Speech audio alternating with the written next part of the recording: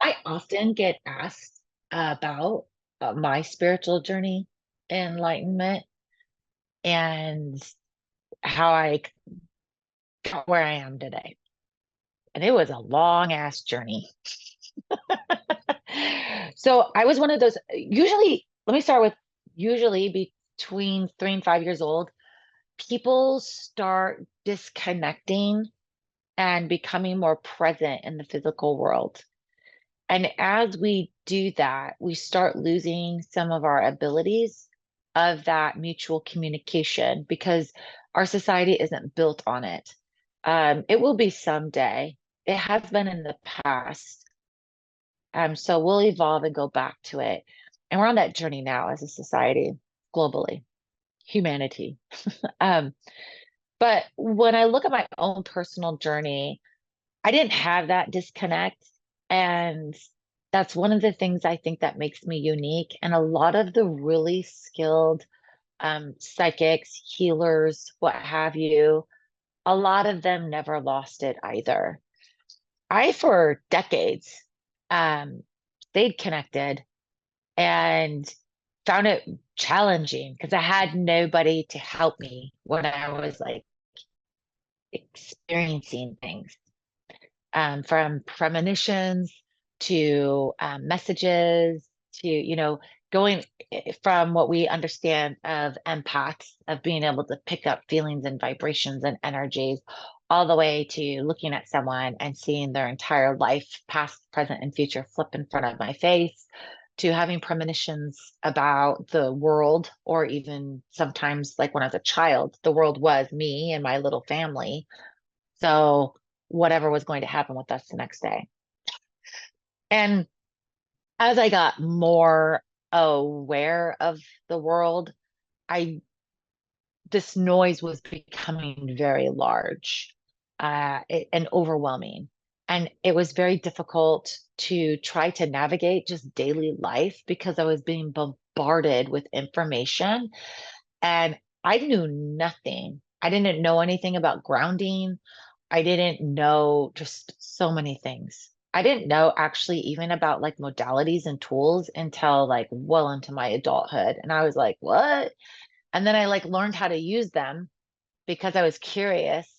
And I was like, and I remembered people asking, like students of mine or clients of mine would ask me, like, oh, do you use a pendulum? Do you pull cards? And I was like, I don't use any of that. Like, why would I do that? It seems like so much work when you can just like ask the universe and it'll give you the answer. But I didn't realize people, not everyone had that connection.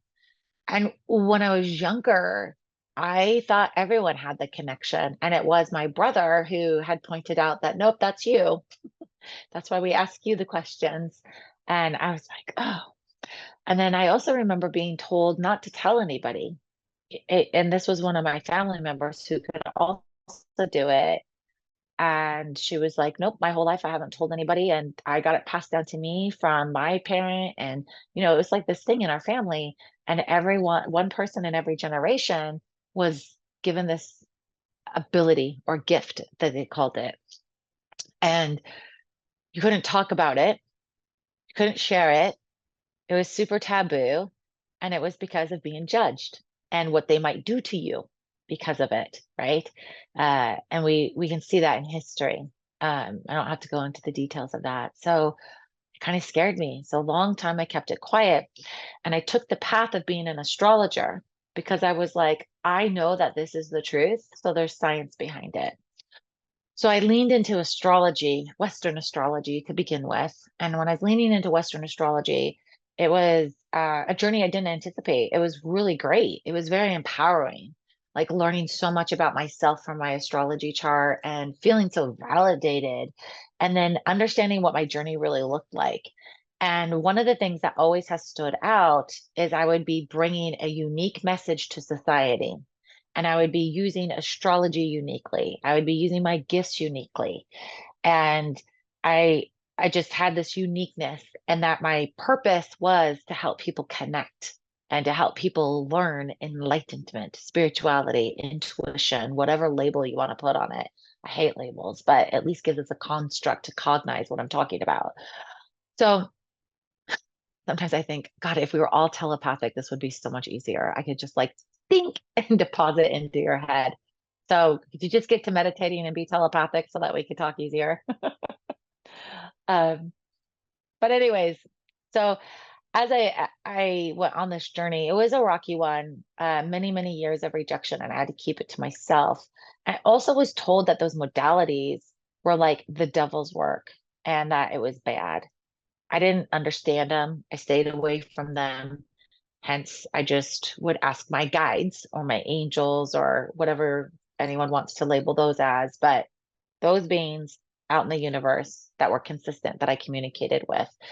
I had some that just came around me and started teaching me.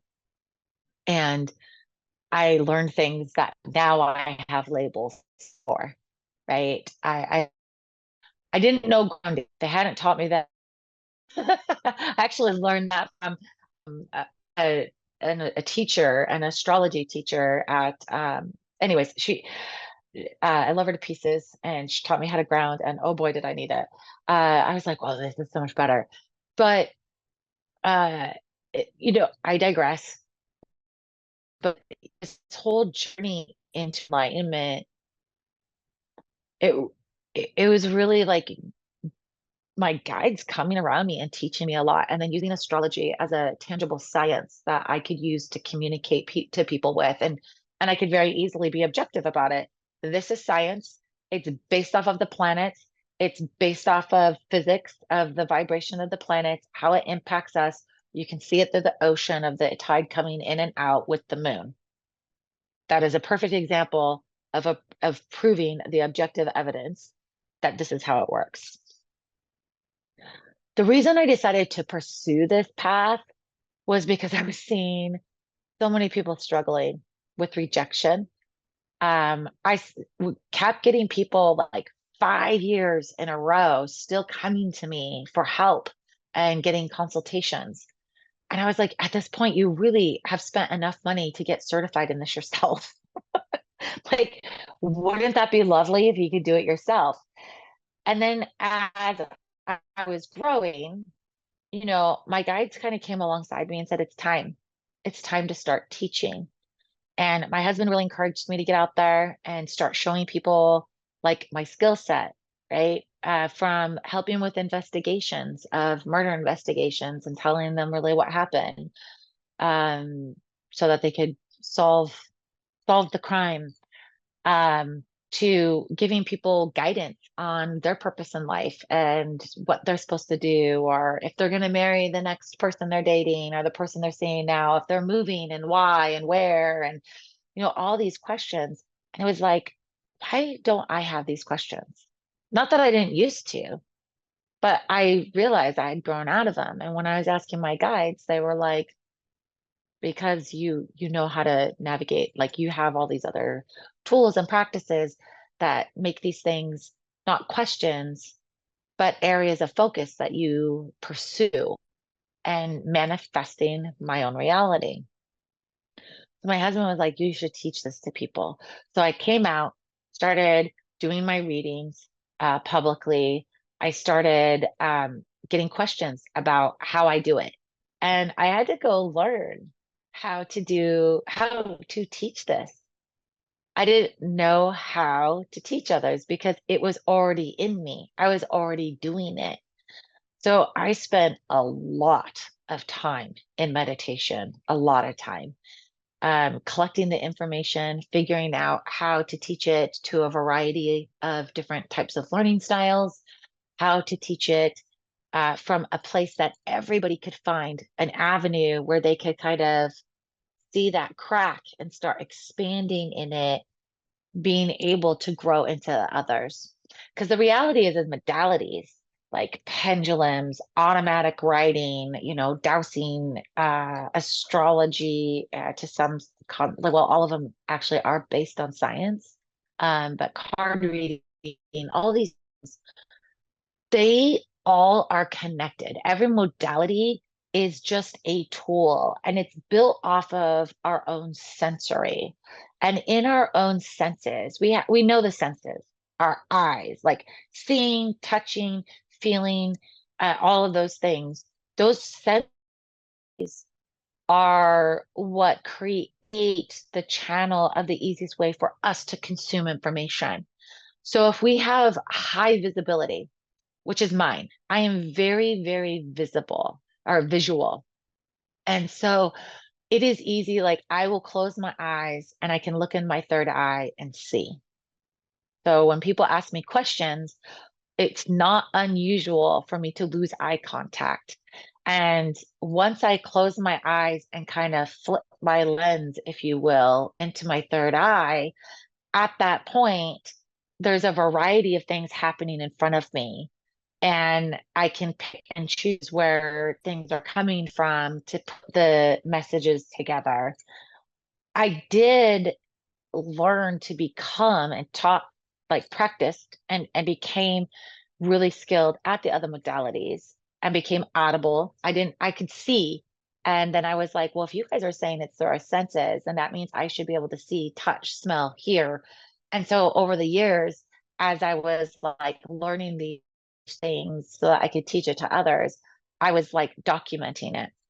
And so anyways, that's how I started creating spiritual pathfinders, is teaching people how to use their senses and how to connect their mind, body, spirit, their body to their chakras, their sensories, so that they're able to tap into the vibration that works for them, explaining how this all works, giving practices, and then opportunities to experience with each one of them and find out, okay, where's your strength? And let's lean in there.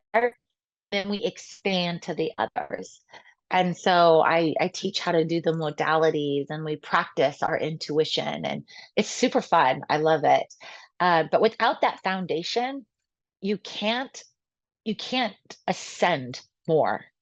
And I'm not, when I say the foundation, I'm not talking about the modalities. I'm talking about the understanding, the cognition of how all this works. And so the second, guess, like step of the journey would be going into the science of it, into the consciousness of it. And that's where the quantum physics and the string and all these like theories that are scientific come into play. And now we have objective evidence to prove how the brain works, how the body works to create these situations. And as I was like seeing people struggle, I was like, I've got to make these programs and these courses that are realistically in short doses so that we can consume them in our noisy society with a community that is safe, that comes around each other, and building something that people can belong to, they can trust, and not be so expensive they have to put it on a credit card. It was, okay, what is the software we need? What is like where are the overhead costs? And let's focus on that. That's what we charge, is what our overhead costs. And because of that, we've been able to be very successful. It's very interesting how people cognize these. I won't get into that right now, but what inspired me was honestly my clients and looking around and seeing all the unhappy people in the world. Because when you have your spiritual enlightened connection, you are connecting with divine, with the great spirit, with God. That connection is there and you aren't feeling lost anymore. You don't feel out of control. When things are happening, you can very quickly and easily get your own direction. If that's muscle testing, using your pendulum, getting messages downloaded to you, right? But you become in control over your physical life and your own beliefs. Because part of this is we create a situation for you to design your own belief path. I think that's really important because it's empowering. And that's what we all want, is to just achieve this enlightenment so that we're in bliss. And even though we have constraints of society all around us, when you have that clarity, you can navigate it. And then it becomes a game. And then you're like, this is just like a play.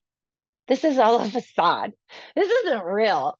It's one divine story about your amazing journey to enlightenment and achieving the goals of what your soul wants, about what society's telling you. And that is so beautiful. So that's what inspires me and what made me pursue this path. It all started way back when they started asking you what you wanted to be when you grew up. And I wanted to be a philosopher. And then I was told that they didn't exist anymore. So then I thought, well, it'd be great to be a trophy wife because then I could just sit in meditation all day and help people. And it turns out like that's not what a trophy wife is, but I didn't know. And then I didn't want to be a teacher in the construct of being in a brick building teaching or whatever building teaching academia. I wanted to teach people the real foundations of life because I struggled with it so much myself, breaking out of those societal constraints. I was rejected a lot by the majority of my family. And it it's okay. I hope they're happy with their lives and living their best lives. Um, and from jobs, career paths, I also was rejected because of the type of system I follow, um, meaning my own. Um, there was just a lot of different areas where I was rejected. And as my world became smaller and smaller, I found a lot of solace in my immediate family I created, my children, my husband.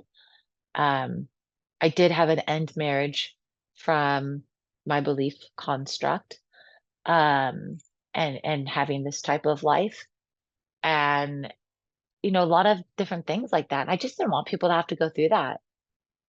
Like even just the simple things of like being responsible with your money. Money is an energy and it's a vibration, and you can manifest as much money as you can desire or imagine, and then beyond. And there's all these abundance and manifestation courses and programs and books and talks.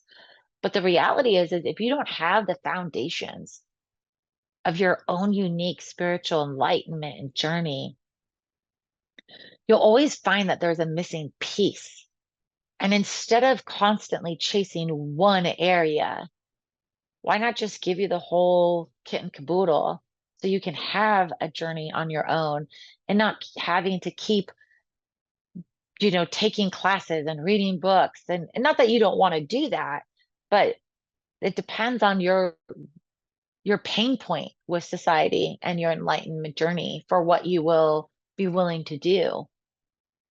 But my goal is to teach the foundation spiritually and the foundation science so that you can put together the pieces to make your own construct to pursue. And that's why I made this, is I didn't want people to have to go through the volume of rejection and isolation. And it's so much simpler. It's so much simpler and it's easy to achieve. It's so easy. I have some people within a month be like, oh my gosh, my guides are here and they are talking to me now, and we are down this direction. And you see them transform so quick in a month. And then other people, it's been 5 years because they're stuck in their head, right? And they're taking a little slower because of the paradigm that they have been in, because the belief construct they've been in. It's not their fault. It's nobody's fault for how fast you go. It's not a race, right? But that was my journey into spiritual enlightenment. It was a lot of questioning, studying all the beliefs I could get my hands on. It's a lot.